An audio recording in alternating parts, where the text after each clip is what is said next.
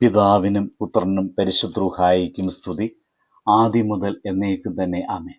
ഇന്ന് ജൂലൈ 24 വെള്ളിയാഴ്ച.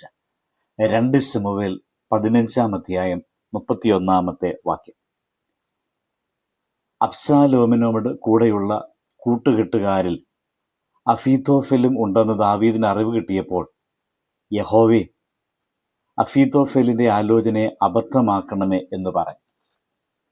ഈ പ്രഭാതത്തിൽ ദൈവവചനം നമ്മുടെ മുമ്പിൽ തുറന്നു വയ്ക്കുന്നത് ഒരു രാജാവിൻ്റെ ശക്തിയെക്കുറിച്ചല്ല, ഒരു വിശ്വാസിയുടെ മുട്ടുകുത്തലിനെ കുറിച്ചാണ്.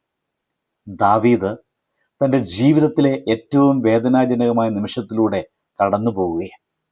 സ്വന്തം മകൻ അബ്ശാലോം കലാപം നടത്തിയിരിക്കുന്നു. വിശ്വസ്ത ഉപദേഷ്ടാവായിരുന്ന അഹീഥോഫേൽ ശത്രുപക്ഷത്തേക്ക് ചേർന്നിരിക്കുന്നു. രാജ്യം കൈവിട്ടുപോകുന്നു, സുഹൃത്തുക്കൾ അകന്നു പോകുന്നു, ഭാവി ഇരുളിൽ മറയുന്നു. എന്നാൽ ആ നിർണായക നിമിഷത്തിൽ ദാവീദ് ചെയ്തത് യുദ്ധസേനയെ വിളിച്ചു കൂട്ടുകയായിരുന്നില്ല, ദൈവത്തെ വിളിച്ചപേക്ഷിക്കുകയായിരുന്നു. അവൻ്റെ പ്രാർത്ഥന ദൈർഘ്യമേറിയതായിരുന്നില്ല, എന്നാൽ വിശ്വാസം നിറഞ്ഞതായിരുന്നു. യഹോവേ, അഹീഥോഫേലിന്റെ ആലോചനയെ ഭോഷത്വമാക്കണമേ. ഈ ഒരു വാക്യം നമ്മെ പഠിപ്പിക്കുന്നത് ദൈവസന്നിധിയിൽ അർപ്പിക്കപ്പെടുന്ന ഹൃദയത്തിൻ്റെ പ്രാർത്ഥന മനുഷ്യരുടെ ഏറ്റവും വലിയ പദ്ധതികളെയും മാറ്റിമറിക്കുവാൻ കഴിവുള്ളതാണ് എന്നതാണ്. നമ്മുടെ ജീവിതത്തിലും ചിലപ്പോൾ അഹീഥോഫേലുകൾ ഉണ്ടാകും. നമ്മുടെ നന്മയെ തകർക്കാൻ ശ്രമിക്കുന്ന ഉപദേശങ്ങൾ, വിശ്വാസത്തെ ക്ഷയിപ്പിക്കുന്ന സാഹചര്യങ്ങൾ, പ്രതീക്ഷയെ കെടുത്തുന്ന വാർത്തകൾ, ആത്മവിശ്വാസം തകർക്കുന്ന അനുഭവങ്ങൾ, ഇവയെല്ലാം അഹീഥോഫേലിന്റെ ആലോചന പോലെ തോന്നാം. എന്നാൽ നാം ഒരു കാര്യം ഒരിക്കലും മറക്കരുത്: മനുഷ്യന്റെ ആലോചനയ്ക്ക് അതിരുകളുണ്ട്, ദൈവത്തിന്റെ ജ്ഞാനത്തിന് അതിരുകളില്ല. മനുഷ്യന്റെ പദ്ധതി സമയത്തിനുള്ളില, ദൈവത്തിന്റെ പദ്ധതി നിത്യതയിൽ നിന്ന്. ദാവീദ് ദൈവത്തിൽ ആശ്രയിച്ചപ്പോൾ ദൈവം അത്ഭുതകരമായി പ്രവർത്തിച്ചു.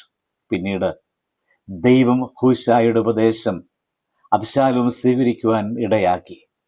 അഹീഥോഫേലിന്റെ ജ്ഞാനമെന്ന് കരുതപ്പെട്ട ആലോചന നിഷ്ഫലമായി. അങ്ങനെ ചരിത്രം തെളിയിച്ചു, ദൈവം ആഗ്രഹിച്ചാൽ മനുഷ്യന്റെ ഏറ്റവും ബുദ്ധിപൂർവമായ പദ്ധതിയും നിമിഷ നേരം കൊണ്ട് തകരും.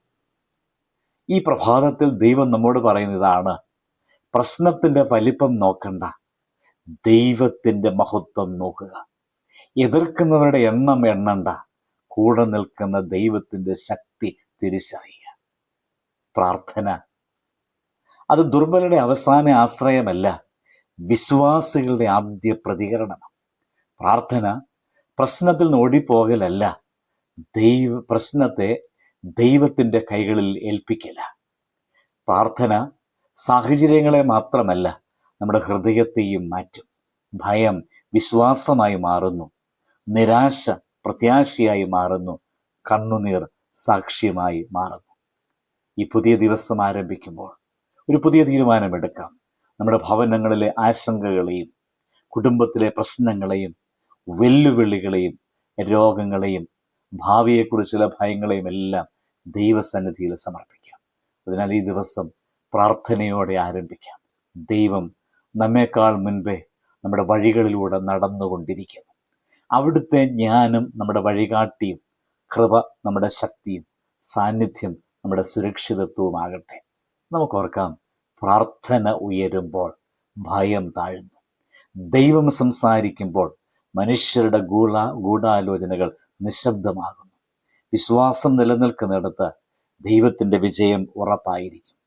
ഇന്നത്തെ ദിനത്തെ വിശ്വാസത്തോടും പ്രത്യാശയോടും പ്രാർത്ഥനയോടും ആരംഭിക്കാം. പ്രാർത്ഥിക്കാം. കരുണാമയനായ കർത്താവേ, ഞങ്ങളുടെ ജീവിതത്തിനെതിരെ ഉയരുന്ന എല്ലാ ദുഷ്ട ആലോചനകളെയും അങ്ങയുടെ ജ്ഞാനത്താൽ നിഷ്ഫലമാക്കണമേ. ഭയത്തെ വിശ്വാസമാക്കി, കണ്ണുനീരിനെ സന്തോഷമാക്കി തീർക്കണമേ. ഓരോ തീരുമാനത്തിലും അങ്ങയുടെ ജ്ഞാനം ഞങ്ങളെ നയിക്കട്ടെ.